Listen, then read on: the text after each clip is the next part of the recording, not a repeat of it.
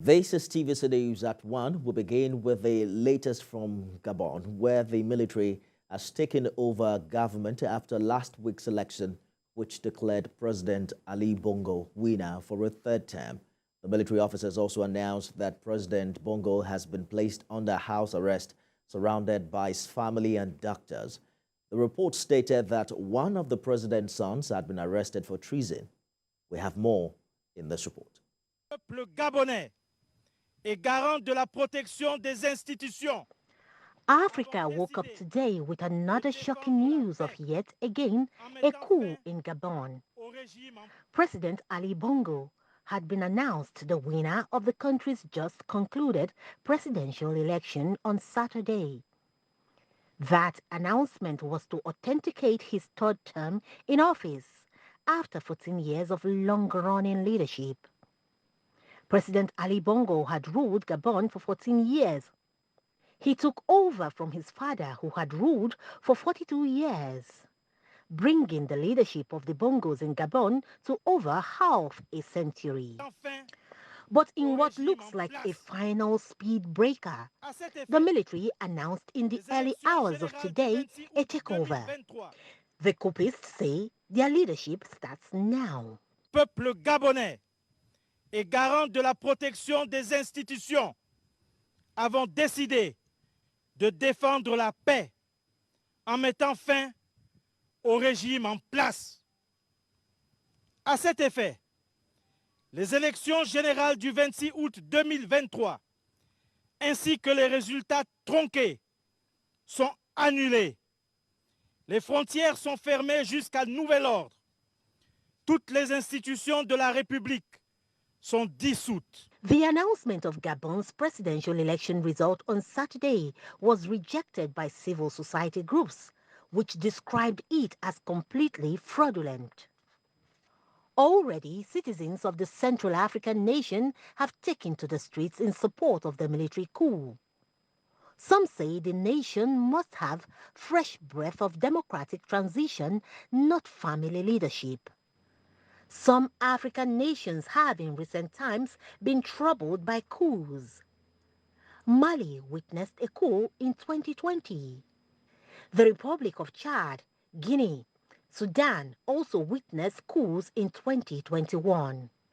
Burkina Faso in 2022. And recently, the Republic of Niger. Jacqueline Ogo, TVC News.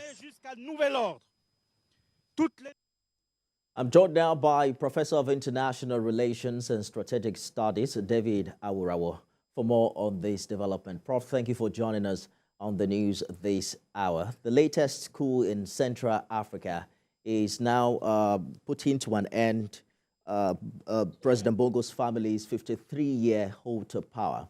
I'm wondering if you have drawn some relationship between what happened in Gabon with the reasons in other parts of Africa, or would you say this is some way unique to what we've experienced in the past? Thank you for having me.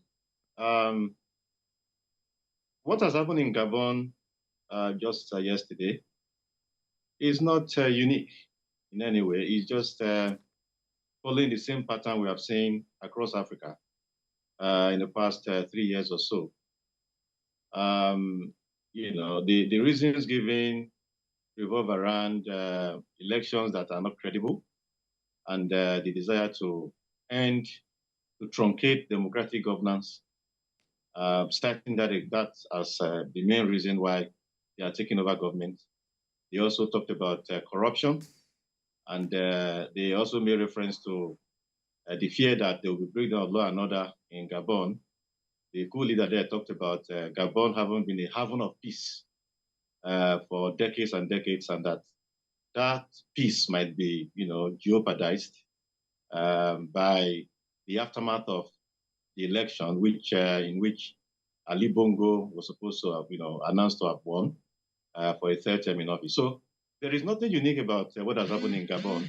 It simply follows the pattern of what we have found across Africa since 2020. Gabon and Togo joined the Commonwealth, I think, last year. There are just a few members of that organization that are not previous British colonies. This is the 8th coup in a former French colony in Africa in the past 3 years. What is it with these former French colonies and coup d'etat? Yeah, there is something about the neo-colonial disposition of France in Africa, which has affected the way the military has responded to some of these things. Even though France prides itself as a country that is committed to freedom, liberty, equality, arising from its revolution of 1789, France's relations with its former colonies across Africa has not reflected that. It has been extremely exploitative, which is why many of these coups have not been staged only to overthrow leaders that were considered to be, corrupt. They have also been staged to protest against France. I mean, they've been seen as an arrangement that would enable them to break the yoke of France's control and exploitation over these countries. So it is also not strange and unique. Writers used to say that France is one of those former colonial masters that left with a forwarding address. That is, that they did not leave completely. They left, but their stranglehold on their former colonies has remained very strong and very intense. So the coups are not surprising in some sense, because not just overthrow corrupt and ineffective government leaders, but also to remove the yoke of French exploitation and stranglehold on these countries. There are other countries who are also on the queue to take over the big brother role from France. Russia and China are among other countries that have expressed their concern, talking about how a military takeover could lead to instability in Africa. But Russia has a track record of showing some sort of support to military hunters in Africa. How much of a concern is this for the continent? Yeah, it should be of great concern. Those countries that are rejecting France and accepting Russia, they are making a very big mistake. Colonialism is colonialism. Neo-colonialism is neo-colonialism. It is defined simply as the establishment and maintenance of unequal relationships. So these countries that are rushing to, embracing Russia are just leaving one master for the other. In fact, they might be leaving a mistress for a master, so to speak.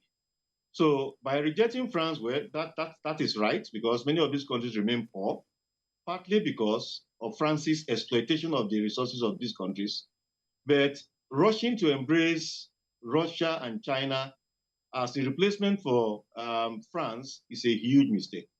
As the years progress, they will see very clearly that that is not the way to go. The way to go is for Africans to come together, promote Pan-Africanism, synergize and bring their resources together so that Africa can develop following one direction. At that point, there will not be one country exploiting the other. But going to embrace China or Russia, as many of these countries have done, is a great mistake.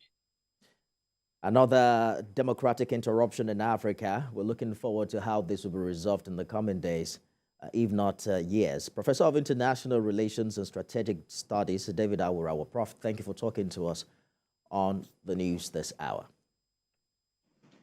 Thank you for having me.